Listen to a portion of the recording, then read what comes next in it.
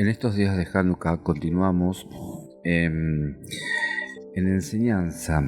Si bien, como ya lo hemos explicado, Hanukkah no está como una instrucción en la bendita Torá, sí tiene que ver con la Torá, tiene que ver con un pueblo que luchó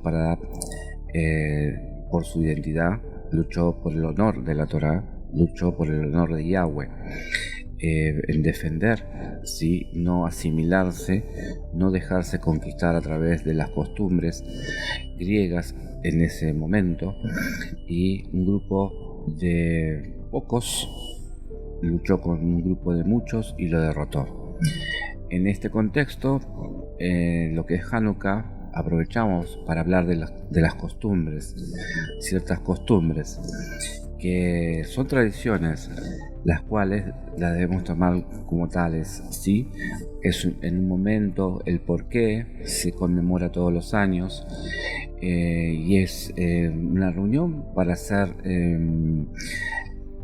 memoria de lo que debe ser un pueblo. Un pueblo debe estar unido y defender su identidad.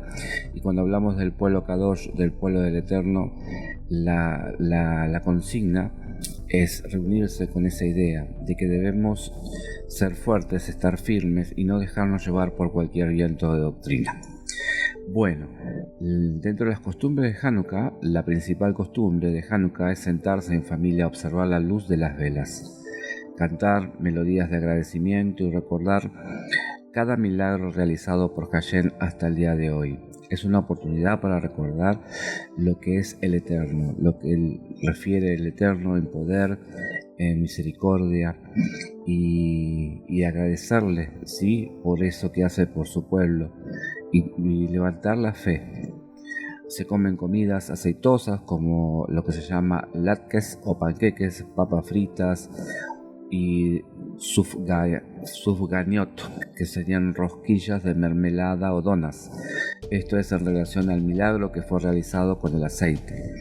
También es costumbre dar regalos a los pequeños de la casa. Y una de las canciones tradicionales de Hanukkah es Maoz Sur. Y es maravilloso porque la letra sería así: oh poderoso baluarte de mi salvación, alabarte es un deleite, restaura mi casa de plegaria, y ahí traeremos una ofrenda de agradecimiento, cuando hayas preparado la matanza del blasfemo enemigo. Entonces completaré con un cántico, con un himno, la dedicación del altar. Entonces completaré con un cántico, con un himno, la dedicación del altar.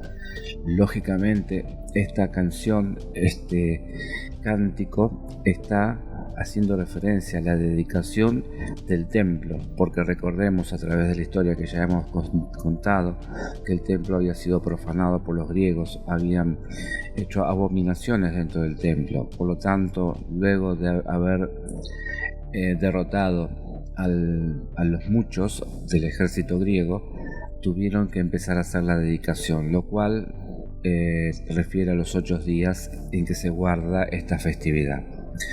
Otra de las tradiciones de Hanukkah es jugar con la perinola, llamada Zebibón en hebreo y Dreidel en Yiddish, una perinola con 4 lados. Nos recuerda los tiempos en los cuales los soldados helenos vigilaban a los niños para que no estudiaran la Torá. Cuando venían los soldados, los niños aparentaban estar jugando con el dreidel, y cuando se iban comenzaban a estudiar Torá. Cada lado de la perinola tiene una letra del alfabeto hebreo: Nun, Gimel, Hei y Shin, que juntos forman el acrónimo de Nesh Gadol Haya Sham, un milagro ocurrió allí. Los sabios, o sea, en tradición, en tiempos tras tiempos, dicen, bueno, que esto ocurrió el 25 de Kislev. Se comienza a encender las velas de Hanukkah. Estas deben ser encendidas cada una de las 8 noches que dura la festividad. La primera noche se enciende una vela, cada noche adicional se agrega una vela, para de este modo concluir la 8ª noche con 8 velas. El momento para encender las velas es a la caída del sol, a la salida de las estrellas. Si por algún impedimento no fueron encendidas en ese momento, podrán ser encendidas durante toda la noche. En Shabbat se encienden antes de la caída del sol. No está permitido hacer uso de las velas, ni siquiera de su luz para usos particulares. Y se recita antes de encender las candelarias estas bendiciones. Bendito eres tú, Adonai, nuestro Rey del universo, que santificas a tu pueblo con tus preceptos y que has ordenado a tu pueblo Israel encender la luz de Hanukkah. En memoria de tu gran salvación, nosotros nos unimos a tu pueblo para encender la luz del memorial del milagro, la luz de la libertad. Amén. Bendito eres tú, Adonai, nuestro Rey del universo. Te damos gracias, oh Dios, por las maravillas de la redención y por los actos poderosos con los que nos salvaste a tu pueblo Israel en los días antiguos para esta época. Que así nos continúes salvando a todos por el Jesús de tu diestra. Amén. Y la siguiente bendición es solo dicha en la primera noche de Hanukkah, que dice: Bendito eres tú, Adonai, nuestro Dios, Rey del universo, que hizo milagros a tu pueblo Israel en aquellos días para esta época. Amén. Entonces, concluimos que todo esto recuerda es un memorial de los milagros y proezas que el Eterno, si bien no está en la Torá, entendemos a través del estudio, a través de los escritos, ¿sí? Principalmente los libros de Macabeos 1 y 2, que no están en la Biblia cristiana, pero sí lo podemos encontrar en la Biblia católica. A través de esos libros podemos encontrar el contexto, que si bien no está en la Torá, sí que se conoce dentro del Pentateuco, está registrado.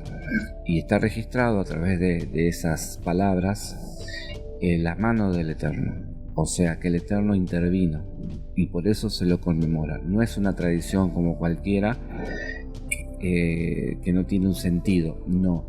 Aquí, ¿por qué? Porque van a estar algunos detractores o dirán, pero eso es tradición de hombre. Ok, perfecto, pero lo que se tiene que entender es el espíritu en este caso, porque no refiere a nada pagano, refiere precisamente a la defensa de la identidad, a la defensa de la fe en el Dios poderoso, y haciendo memoria a que Dios intervino para que su pueblo fuese liberado de las manos de los griegos, ese espíritu griego que generaba una asimilación, y muchos del pueblo del Eterno se asimilaron, se sintieron atraídos por las costumbres griegas. Los griegos instalaron gimnasios y de repente dejaron los hombres del pueblo Kadosh, dejaron de lado a la Torá y empezaron a cultivar y hacer culto de su cuerpo, hacer culto de lo exterior, hacer culto de lo material, alejándose de lo interior, alejándose de lo espiritual, alejándose del Eterno. Básicamente de esto se trata, comprender el porqué de Hanukkah. Y nosotros en la restauración necesitamos saberlo para no cometer errores, no ser detractores, tener preconceptos y prejuicios como muchos hacen directamente. Es como que hacen un apartheid, separan y dicen que eso no es correcto y demás, desconociendo todo esto.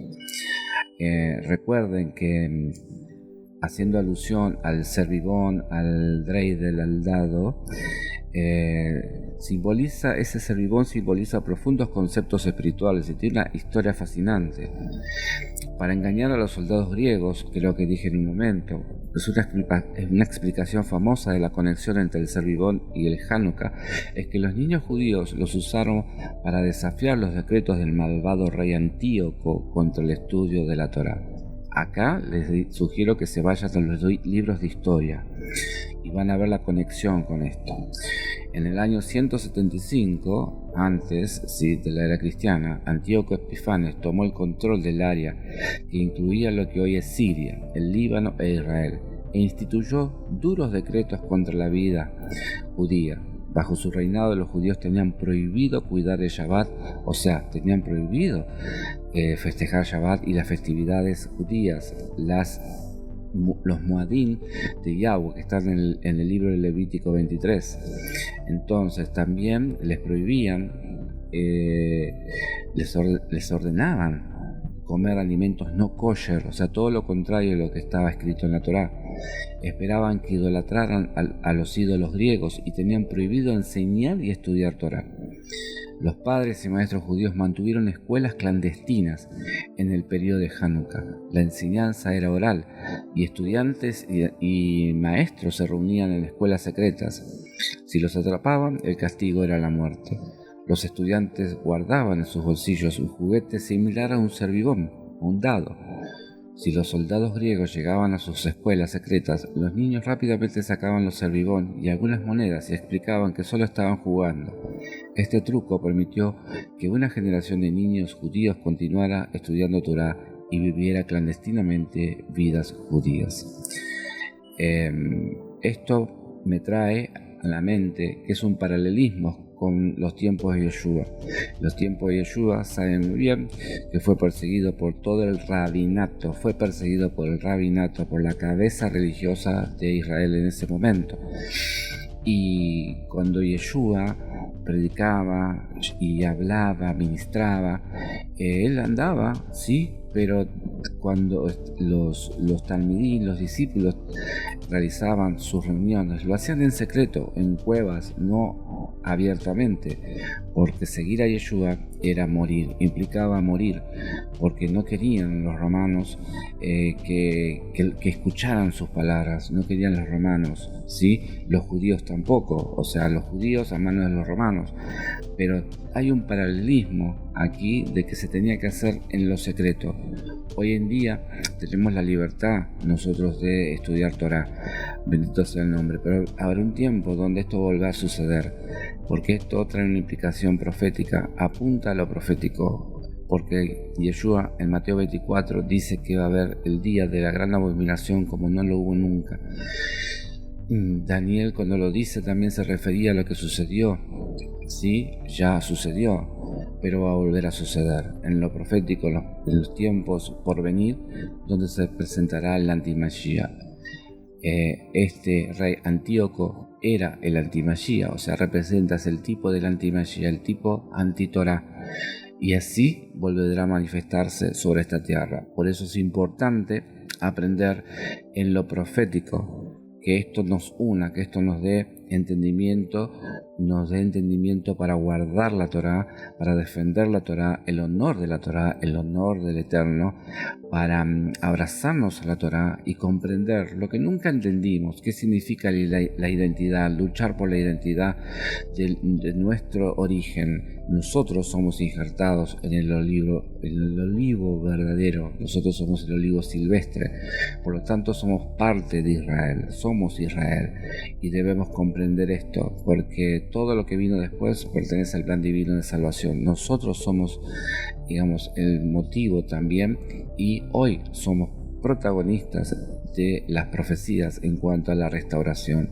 Restaurar significa esto, restaurar el conocimiento, restaurar la fe que debemos tener en la bendita Torá, restaurar en que debemos tener momentos como este, conmemorando, haciendo memoria de la mano poderosa del Eterno en que hizo que un grupito de pocos venciera a muchos, aquellos que venían a conquistar, que venían a quitar la Torá, que venían a conquistar espiritualmente, ¿sí? Aquellos que el Eterno estableció desde el principio en su bendita Torá. Amados, hasta aquí simplemente para compartir esta breve enseñanza, una perla más para ir comprendiendo de a poco lo que significa Hanukkah. El Eterno resplandezca su rostro sobre ustedes, que el Eterno tenga misericordia de ustedes, que el Eterno los abrace con su bendita Shalom. Chao.